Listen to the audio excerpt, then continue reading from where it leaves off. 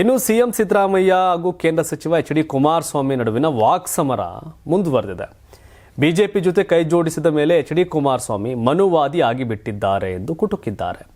ಪಠ್ಯಗಳಲ್ಲಿ Bhagavad Gita ಸೇರಿಸಬೇಕೆಂಬ HDK ಹೇಳಿಕೆಗೆ ಆಸನದಲ್ಲಿ ಸಿದ್ದು ವ್ಯಂಗ್ಯವಾಡಿದ್ದಾರೆ.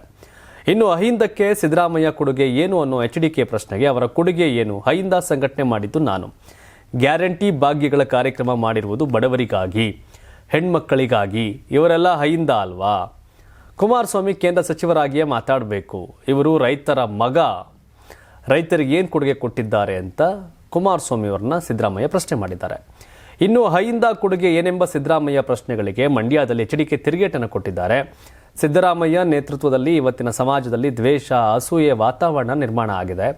ಇವೆಲ್ಲವನ್ನ ಸರಿಪಡಿಸಬೇಕಾದ್ರೆ ಮಕ್ಕಳಿಗೆ ಶಾಲೆಯಲ್ಲೇ ಬದುಕಿನ ನಿಯಮಾವಳಿ ಕಲಿಸಬೇಕಾಗತ್ತೆ. ಇದು ಸರ್ಕಾರದ ಕರ್ತವ್ಯ. ಮನುವಾದಿ ಕಡೆಗೆ ಎಲ್ಲರನ್ನ ಕರೆದುಕೊಂಡು ಹೋಗಬೇಕೆಂಬ ಉದ್ದೇಶವಿಲ್ಲ.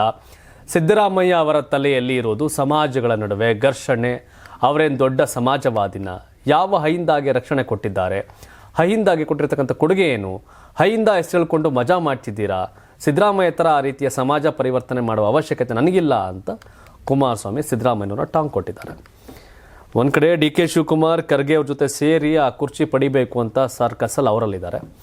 ಇನ್ನು ಮಾಜಿ ಮುಖ್ಯಮಂತ್ರಿ, ಹಾಲಿ ಮುಖ್ಯಮಂತ್ರಿ ಕುಮಾರಸ್ವಾಮಿ ವರ್ಸಸ್ ಸಿದ್ದರಾಮಯ್ಯ ನಡುವಿನ ಈ ಸಂಘರ್ಷ.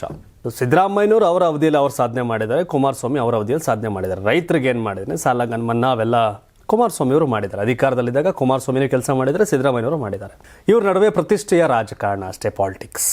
ಇವರು ಅವ್ರ ಪಾರ್ಟಿಲೇ ಇದ್ರು. ಸಿದ್ದರಾಮಯ್ಯನವರು JDS ಅಲ್ಲಿ ನಂತರ ಬಿಟ್ಟು ಬಂದು ಕಾಂಗ್ರೆಸ್ಸಿಂದ ಮುಖ್ಯಮಂತ್ರಿಗಳಾದರು. ಕುಮಾರಸ್ವಾಮಿ ಕೂಡ 2 ಬಾರಿ ಮುಖ್ಯಮಂತ್ರಿ ಆದರು, ಒಂದ್ಸಾರಿ BJP ಜೊತೆ, ಒಂದ್ಸಾರಿ ಕಾಂಗ್ರೆಸ್ ಜೊತೆ. ಸೊ ಹಾಗಾಗಿ ವಿರೋಧಿಗಳಾಗಿದ್ದಾಗ ಗುದ್ದಾಡ್ತಾರೆ, ಜೊತೆಲಿದ್ದಾಗ ತಬ್ಬಾಡ್ತಾರೆ, ಮುದ್ದಾಡ್ತಾರೆ. ಪಾಲಿಟಿಕ್ಸ್. ಸಿದ್ದರಾಮಯ್ಯನವರು ಮತ್ತೆ ಮುಖ್ಯಮಂತ್ರಿ ಆಗ್ತಾರೆ ಅಂದರೆ ಇದೇನೋ ಎಳೆಯುವಂಥ ಸನ್ನಿವೇಶ. ಕುಮಾರಸ್ವಾಮಿ ಮತ್ತೆ ಆಗ್ತೀನಿ ಅಂತ ಅನ್ಕೊಂಡಿದ್ದಾರೆ. ಆಗಲಿಲ್ಲ, ಸಿದ್ದರಾಮಯ್ಯನವರು ಕೆಲಸ ಮಾಡಿದ್ದಾರೆ, ಕುಮಾರಸ್ವಾಮಿ ಅವರು ಕೆಲಸ ಮಾಡಿದ್ದಾರೆ. ಬಟ್ ಸಂಘರ್ಷ ಅವ್ರ ನಡುವೆ ಆಗೋ ಅವಶ್ಯಕತೆನೇ ಇಲ್ಲ. ಬಟ್ ಗೊತ್ತಿಲ್ಲ, ನಡೀತಾ ಇದೆ ಅವರಿಬ್ಬರು ನಡುವೆ.